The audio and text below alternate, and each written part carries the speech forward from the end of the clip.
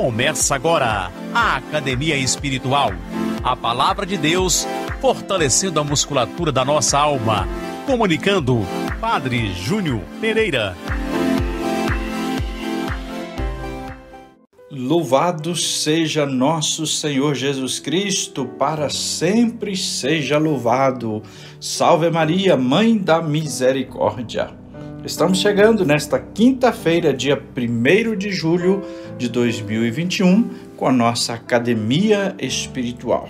Mais um mês começa, é tempo de agradecer o que já vivemos e pedir muitas bênçãos, coragem, fé e esperança para este novo tempo que se abre. Muitas graças de Deus nos acompanhem, muita cura, salvação e libertação, porque o Senhor veio para nos dar a vida e a sua bênção. Hoje nós estamos na quinta-feira da 13ª semana do tempo comum e o evangelho é de Mateus capítulo 9, versículos de 1 a 8. Vamos então ao texto do evangelho.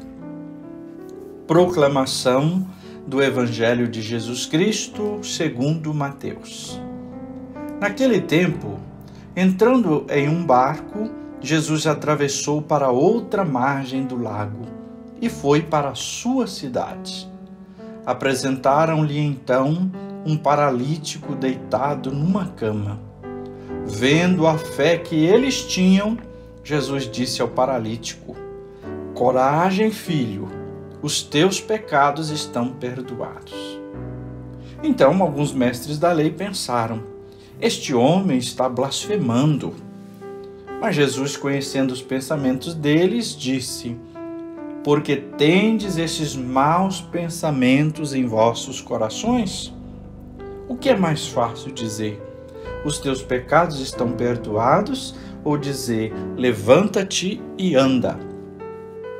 Pois bem, para que saibais que o Filho do Homem tem na terra poder para perdoar os pecados, disse então ao paralítico: levanta-te, pega a tua cama e vai para a tua casa. O paralítico então se levantou e foi para a sua casa. Vendo isso, a multidão ficou com medo e glorificou a Deus por ter dado tal poder aos homens. Palavra da salvação, glória a vós, Senhor. Queridos irmãos, queridas irmãs, estes textos nós encontramos tanto no Evangelho de Mateus, tanto de Marcos, quanto de Lucas. São assim chamados os evangelhos sinóticos, porque muitos dos episódios são narrados em todos os evangelhos. De modo principal em São Marcos, que é o primeiro evangelho a ser escrito.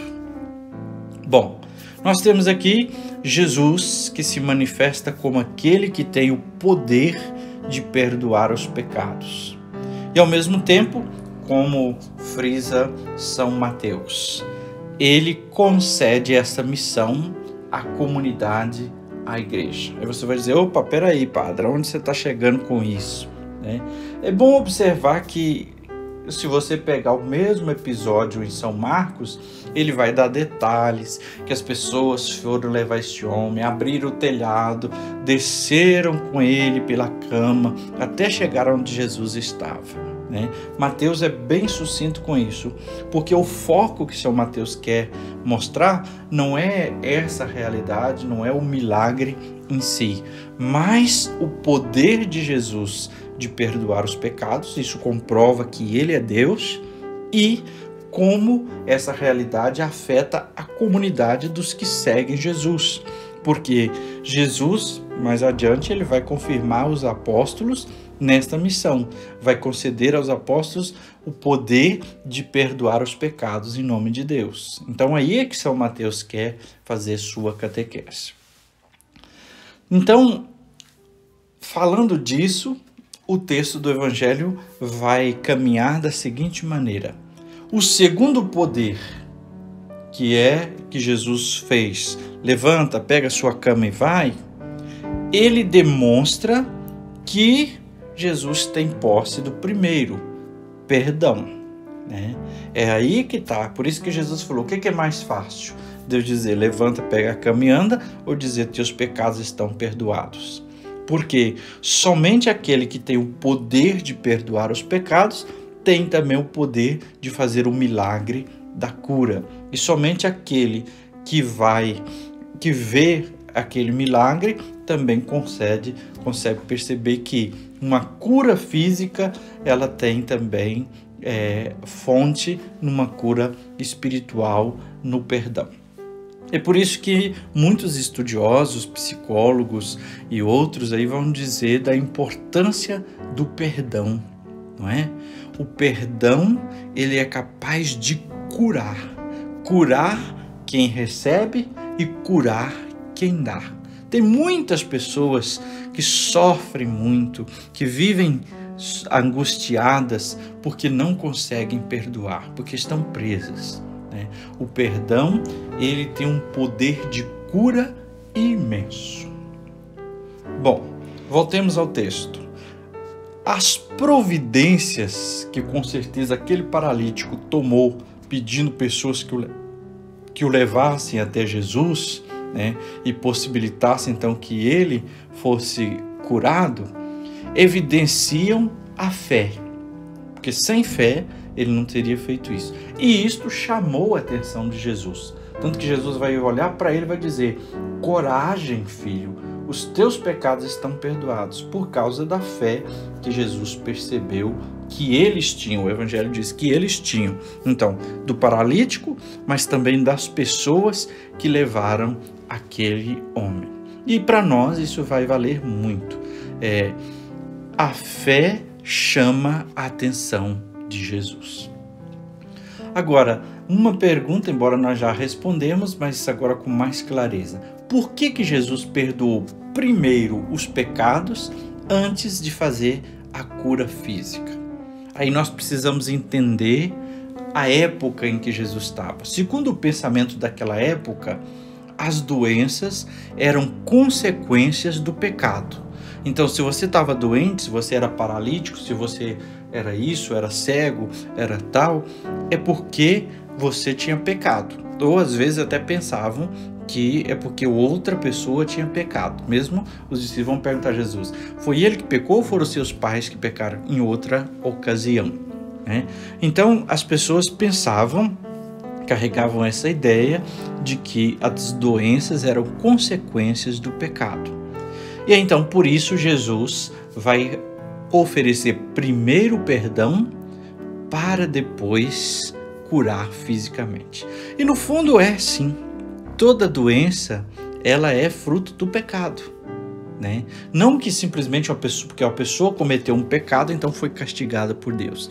Mas é a marca, é a realidade do pecado na nossa vida que traz de fato a realidade das doenças. E aí o ensinamento ainda mais profundo. O perdão, como eu dizia há pouco, é o primeiro passo para uma cura integral. A dificuldade de perdoar, de dar o perdão ou de receber o perdão, provoca muitas doenças espirituais, corporais, psicológicas e afetivas. Então, esse evangelho nos mostra também que Jesus, ele vem para recriar o ser humano. Mas ele vem recriar o ser humano a partir de quê? A partir do seu interior, da sua alma, de dentro para fora. Porque é no interior que essa pessoa processa a comunhão com o Criador. Então, curando, libertando, perdoando o pecado, começa a acontecer uma cura maior, mais ampla para cada um de nós. Então, Jesus recria o ser humano a partir do interior. A cura acontece de dentro para fora. E aí, então, é que a graça vai se mostrar. Vemos também neste evangelho que, de um lado, tem os mestres da lei, tão agarrados no rigorismo da lei, que não conseguem ver na ação de Jesus a mão de Deus. Mas temos de outro lado as multidões que estão menos viciadas nesse rigorismo e estão abertas para compreender que o que Jesus faz é obra de Deus. Fica também para nós esse pensamento. A gente se apega tanto a certas coisas e não consegue perceber a mão de Deus na história e na vida, às vezes de uma maneira que a gente nem consegue compreender, nem consegue atinar que ali Deus está agindo. Jesus, que perdoou os pecados daquele homem, também o libertou da sua limitação física. E aí, mais uma vez, a repetição de que muitas e muitas vezes, mais do que uma libertação física, é preciso primeiro um perdão dos pecados, uma libertação interior. Tanto é que em muitos casos, às vezes a pessoa está doente fisicamente, mas a doença tem herança espiritual ou mesmo psicológica, né? E aí sugere então que se busque um acompanhamento espiritual. E em muitos casos de acompanhamento espiritual e até de questões do mal, se pede uma confissão e uma boa confissão. Muito bem, vamos agora à nossa academia espiritual. Esses 3 passos para nos ajudar a rezar essa palavra e a fortalecer a musculatura da nossa alma.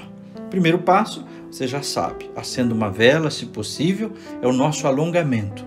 E coloque-se na presença de Deus, invoque o Espírito Santo e seus dons. Faça um silêncio amoroso na presença de Deus. Segundo passo, o aquecimento. Hoje convido você a refletir. Como é que eu tenho me apresentado diante de Jesus? E na minha oração, eu levo também os outros até Jesus? Terceiro passo, o treinamento.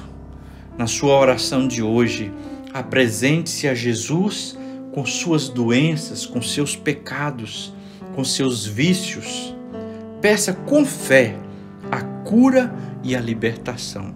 Peça a Jesus para começar a fazer de dentro para fora, do interior para fora, trazendo a cura integral para a sua vida, para a vida das pessoas que você ama. Que o Senhor te abençoe e te guarde. Que Ele volte para vós o seu rosto, te dê a paz e a bênção. Que Ele esteja acima para abençoar, atrás para guardar, à frente para guiar, ao lado para acompanhar. E que esta bênção desça abundantemente. Em nome do Pai, e do Filho, e do Espírito Santo. Amém.